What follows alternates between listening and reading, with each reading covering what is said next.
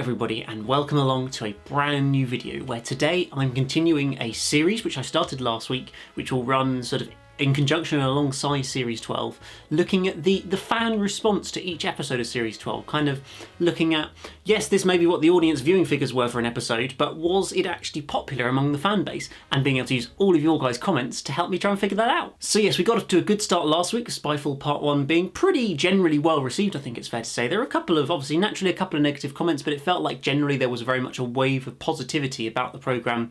It felt much an improvement on Series 11 and just, yeah, generally going better in the right direction. So the key question would be, is that going to continue in Spyfall Part 2? Now, first off, I must say thank you for all your comments. I think I had a solid like 200 or 250 comments again this week to read through. I really did look through every single comment to kind of pick out various ones that I thought kind of well represented the general opinion that fans were sharing, because obviously lots of people were repeating similar sentiments. So I tried to pick out some of the better ones of that to kind of just give you guys an overview of what the fans are thinking about the show.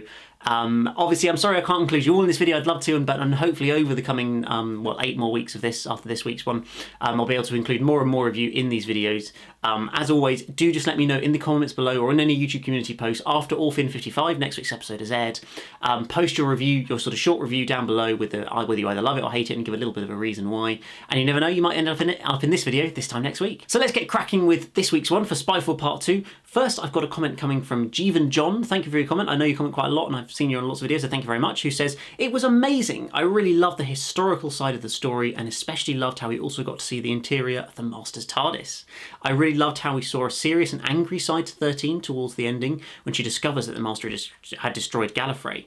As we know, the Master will escape. He always does. And it's such a true sentiment, isn't it, that the Master always just escapes from somewhere and then says, I survived. But pleased to hear that somebody's very much enjoying this first episode. Seeing the Master's TARDIS is obviously something very, very exciting. And just seeing a darker side of 13 as well, I think is something that a lot of people were talking about as quite a positive thing to see, because it felt like the Doctor was always kind of quite light-hearted a character almost in Series 11, so to kind of give her a bit more depth in this second part with the whole Gallifrey situation, I think is something quite exciting to look forward to for the rest of this series. Now, another comment in a similar vein from JMSR Enforcer 98 1993. Thank you very much for your comment, who says, "It's great to see the Master can bring out a rage in Jodie's Doctor. Also, hearing Jodie finally tell her background story has cemented her as the Doctor.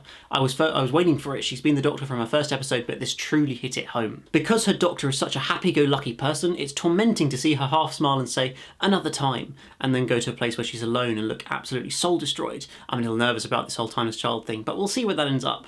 So again, bringing out that similar sentiment that seeing a bit of a darker side of Jodie struggling and feeling, or the Doctor feeling alone despite being around her fam. She still completely sort of feels on her own because she's lost her planet and there's all this mystery that she's got to try and find out about.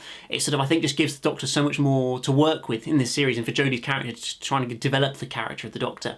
I feel like there's a lot more potential with that, so I'm certainly looking forward to seeing what more comes from that in the rest of the series. Now, of course, not everybody loved this story, and I've got a comment here from the Night King, who's a little bit less complimentary about the story, who says, "Won't lie, I loved the ending," so there we go, that's good, "but I very nearly turned off my TV out of sheer boredom and cringe, and felt like once again the Doctor finds a very easy solution to defeat a villain that for once could have involved 13 having to actually sacrifice something to defeat, as the last time she sacrificed anything was Grace in the first episode, and everything since then seemed to have a conveniently easy solution, especially in this episode given the high risk and stakes set up by the first half." And yeah, I do tend to agree that it felt like it is a pretty common theme as well, I must confess, that fans generally like this story, but also kind of felt that particularly the resolution was very rushed, was shown off screen rather than on screen, which is always a bit of a shame. You need to do the show don't tell. Don't just say you solved the problem. Show us how you solved the problem. That's what we want to see. So I can very much understand and kind of agree with this criticism, to be honest. I don't feel like it was a particularly worse than the first part, but I do feel like, yeah, that resolution did let it down a little bit. Now, our next comment comes in here from Just James, who says, "Series 11 was so different for me that it didn't feel like Doctor Who, and now for the first time in a long time I've been excited to watch Doctor Who again. Jodie finally has the chance to shine, her acting ability is superb, and props to Chibnall, who actually listened to the fans and gave us a great 2-part episode. He kept the reveal of the Master a secret, he's giving us a story arc, he gave us historical characters without it being political or racial. This show is forever changing and evolving. It's one of the reasons why I watch it, and I can't wait to see where it goes from here." And yeah, that's all very, very true. It definitely feels like Series 12 is a step up on Series 11, very much making the show more exciting, more action-packed, and generally, I guess, less political if you felt it was that way. I didn't feel that was a big thing in Series 11, but I know a lot of people did. And I can definitely see that it's potentially less than what it was in Series 11, shall we say. Now we've got a comment here from Fatumshuk, I don't really even know how to pronounce that, so apologies, who says, not as enjoyable as part 1, but still good. I share the excitement about the closing minutes, setting things up for the future, but before then the story seemed to hop about all over the place. Ada Lovelace and Noor Khan seem to be more plot devices than characters, and the companions didn't really contribute much to the plot in this one. I really enjoyed the interplay between the Doctor and the Master though, which left me wanting more. I'd give part 1 a 9 out of 10 and part 2 a 7 out of 10, giving an average of 8 out of 10 for this opening two-parter. Pretty decent overall. And yeah, that's again quite a common theme, is that people generally seem to enjoy it slightly less than part 1. I can kind of see what they're saying about how kind of introducing these historical figures was a bit plot devicey, but I also feel like it was just a good opportunity to go to different time zones and explore different historical characters that aren't necessarily hugely well known. Well, maybe Ada Lovelace is fairly well known, but I don't think Noor Khan was particularly well known. So I feel like that was just a good opportunity to delve into some of these people who are quite famous and significant, but we just haven't necessarily heard that much about. Our next comment comes from Mark Reactor, who says, what's cool is that it seems like Chips really took to heart what the fans said after last season and really delivered. Things like story arcs, more development for the companions, etc. Yaz, Ryan and Graham seem to be bonding much more now, and none of it seems forced. Great start to the season. So this is, in one aspect I want to actually point out, this is kind of contradictory to our previous comment, who says that the companions didn't really have anything to do and didn't really contribute to this episode, which I agree with. I don't feel like the companions were bad. I kind of agree with Mark here, who's saying that the companions are bonding very well, and I think they are. I do think they are on screen. Just in Spyfall Part 2, they had nothing to do.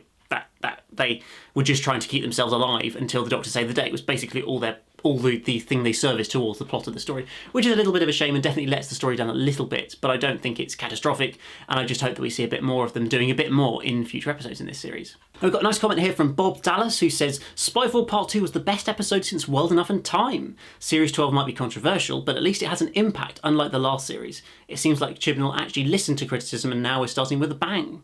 Hopefully the writing will remain consistently good throughout this series. As for Jodie, this is actually the first episode when she clicked for me. I was very disappointed with her up until now, but her interaction with the Master, her reaction to the destruction of Gallifrey, and she being in a bad mood at the end of the episode really showed she can act this side of the Doctor very well. I still think Chibnall didn't give her the right personality. Jodie would be a better Doctor if she would be darker, more serious rather than childish, Troughton/Smith-like. So that's I'm pleased to see that somebody's enjoyed this sort of. This has been the best episode since Series 10, which is quite good to see. That this is again just been reinforcing the idea this is a step up on Series 11.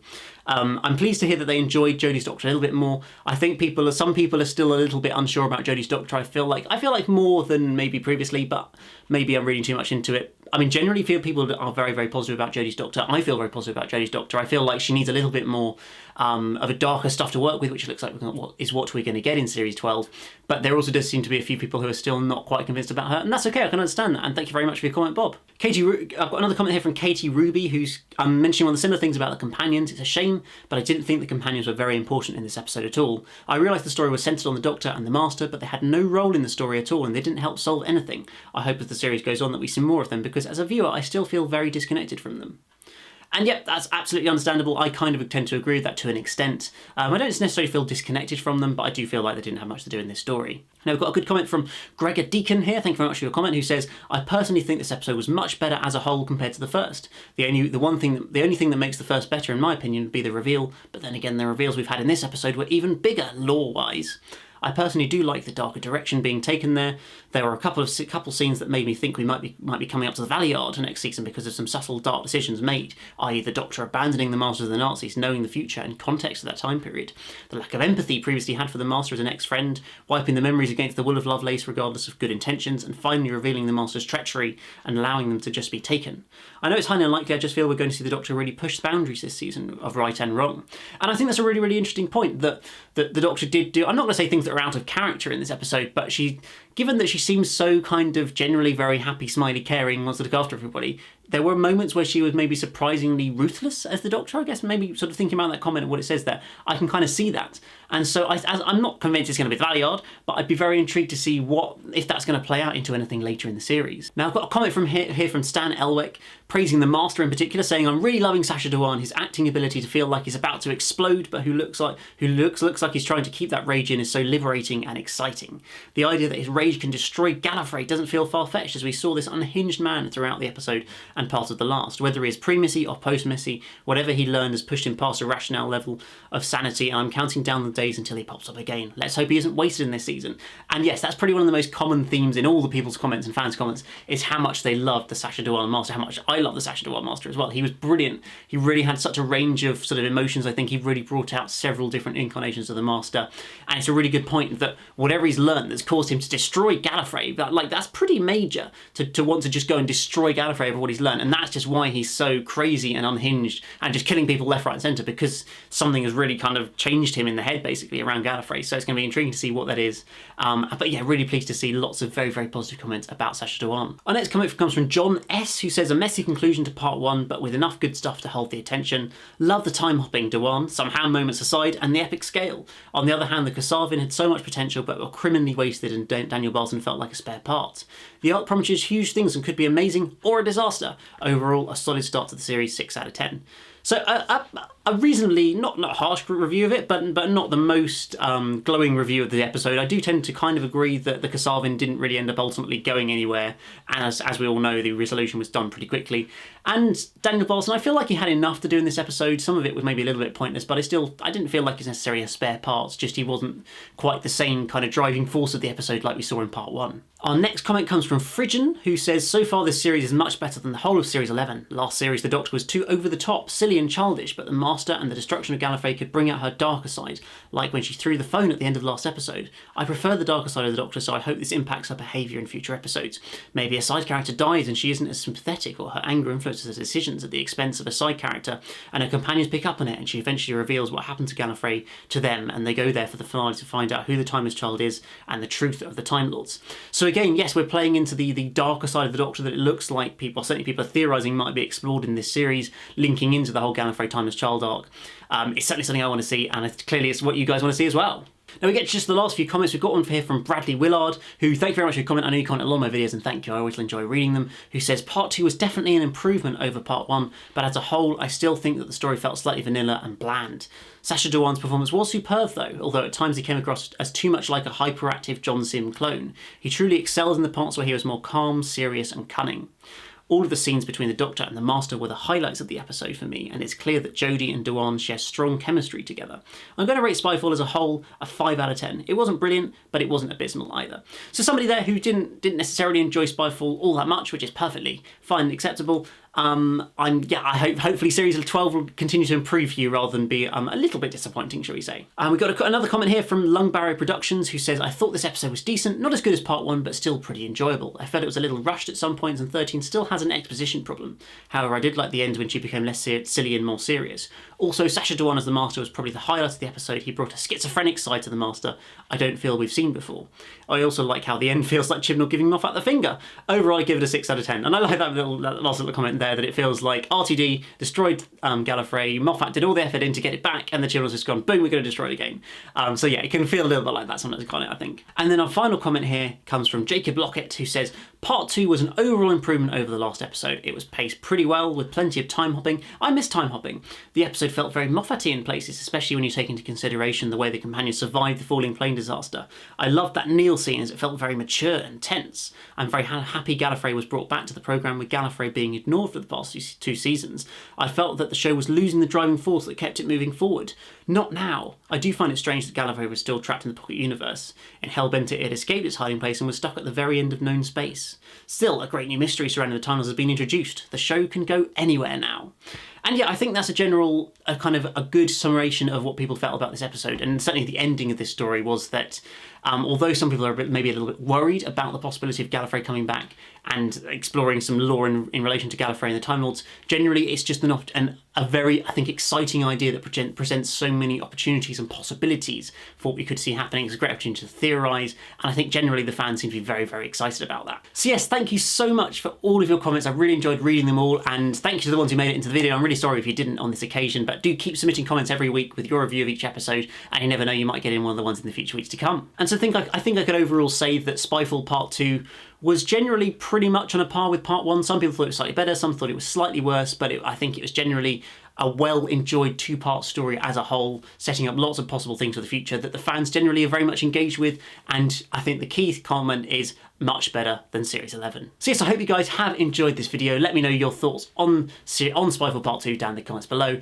I'll be back again very soon for another brand new video. Of course, I'll be back with a brand new one of these this time next week. Hopefully next Friday there'll be the Orphan 55, what did the fans think? So do get ready to give me your reviews once the episode airs. But apart from that, I hope you guys have enjoyed this one. Hit that like button, that subscribe button if you're new here, and I'll see you again very soon for another video. Goodbye!